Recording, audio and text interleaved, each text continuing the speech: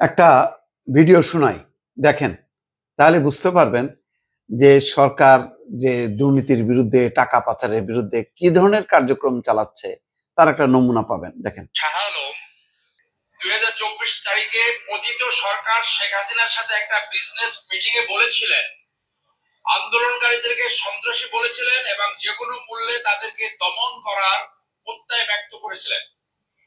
তিনি আরো বলেছিলেন যে পতিত সরকারের সাথে তিনি আজীবন থাকবেন, এমনকি মৃত্যুর পরেও তাদের সাথে থাকবেন। এরপরই পতন হওয়ার 4 দিন আগে ন্যাশনাল ব্যাংক থেকে প্রায় 4,000 কোটি টাকার লোন রিশিডিউল করেছেন আইন ভঙ্গ করে। এই আইন ভঙ্গ করে যে 4,000 কোটি টাকার লোন নিয়েছেন, সেটার সাথে ডাইরেক্ট তৎকালীন বাংলাদেশ ব্যাংকের গভর্নর আব্দুর রউফ তালুকদার সহ তৎকালীন ন্যাশনাল ব্যাংকের ম্যানেজমেন্ট জড়িত। আমি বাদী হয়ে পাবলিক ইন্টারেস্ট লিটিগেশন হিসাবে একটা রিট করেছি এবং সেইখানে রুল জারি হয়েছে। দর্শক শুনলেন ব্যারিস্টার সরওয়ার কি বলছেন। এই যে দেখবেন যে সাইফুজ্জামান চৌধুরী, জাভেদ, টিউলিপ, মানে দেশের বাইরে যেগুলি পালায় গেছে তাদের ব্যাপারে সরকারের ব্যাপক আগ্রহ। ওই যে ন্যাশনাল ব্যাংকের রন শিকদার, রিক শিকদার, যারা অলরেডি নেই কিন্তু দেশে যারা আছে, দেশে যারা শুধু আছে তা না, রীতিমতো বিভিন্ন রাজনৈতিক দলকে এখন পৃষ্ঠপোষকতা করছে। বিভিন্ন রাজনৈতিক দলের সমর্থকরা যাদের প্রতিষ্ঠানে, তাদের প্রতিষ্ঠানে চাকরি করছে, সেই বসুন্ধরা গ্রুপ এবং শাহ আলম, মানে তাদের কি কোনো সমস্যা হচ্ছে?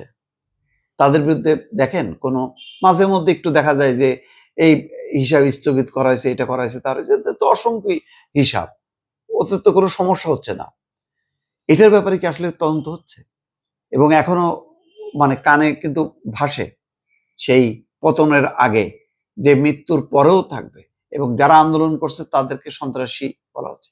তারেক রহমান একটা হলো সন্ত্রাসী, বহুকাল কালের কণ্ঠের এক কোণার মধ্যে তারা সেই সব নিউজ আসা যাওয়া করে, কিন্তু ওইটা আর আসা যাওয়া করে না।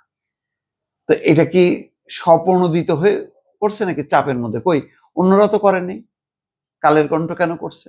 সমস্ত মিডিয়া সে হচ্ছে শেখ হাসিনার পক্ষে, এবং তার ভাষণ দেখছেন তো, রাজনৈতিক ভাষণ, যে আমরা আছি শেখ হাসিনার সঙ্গে এবং মৃত্যুর পরেও থাকবো। এই লোকরা কিন্তু বহাল তবিয়তে আছে। এবং কি পরিমাণ লুটেরা দেখেন, যে মানে পতনের 4 দিন আগে ন্যাশনাল ব্যাংক খালি করে ফেলছে। আজকে ন্যাশনাল ব্যাংক রীতিমতো দেউলিয়া। এখনো পর্যন্ত ন্যাশনাল ব্যাংক কিন্তু নিজের পায়ে দাঁড়াতে পারেনি। বহু চেষ্টা করা হচ্ছে ন্যাশনাল ব্যাংকের ম্যানেজমেন্ট পরিবর্তন করে। আব্দুল আল মিন্টু এখন সম্ভবত চেয়ারম্যান, তারা চালাচ্ছেন, কিন্তু পারতেছে না, কারণ ব্যাংক তো ফোকলা হয়ে গেছে। এই ফোকলা হয়ে যাওয়া ব্যাংকগুলি কেমনে করবে? আপ্রাণ চেষ্টা করে যাচ্ছে, কিন্তু এই যে পরিণতি, যাদের কারণে পরিণতি, তারা কোথায়? তারা কি পালায় গেছে? পালায় যায়নি, সবাই দেশেই আছে।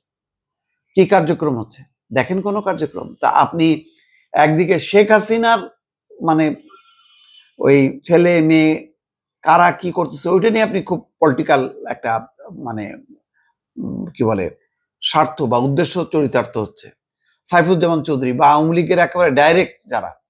কিন্তু এই যে ইনডাইরেক্ট গুলি, এরা কি কম করছে? এদের ব্যাপারে আছে কোনো ব্যবস্থা? না। আমার তো ধারণা যে জামাত, বিএনপি সব মানে ধরা খেয়ে বসে আছে, এবং এখন যতটুক কার্যক্রম হচ্ছে রাজনৈতিক সরকার আসার পরে বোধহয় সম্ভবত সব শেষ, বন্ধ হয়ে যাবে, আপোষ হয়ে যাবে।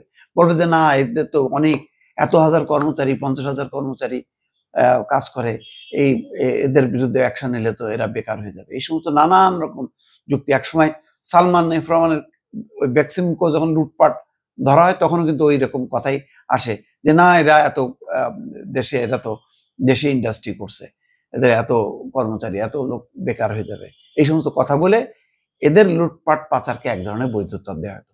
এখন সম্ভবত তেমনই। দেখেন ব্যারিস্টার সরওয়ার কিন্তু ঝরা করে পরিষ্কার করে বলছে। দেখি এখন সরকার কি করে।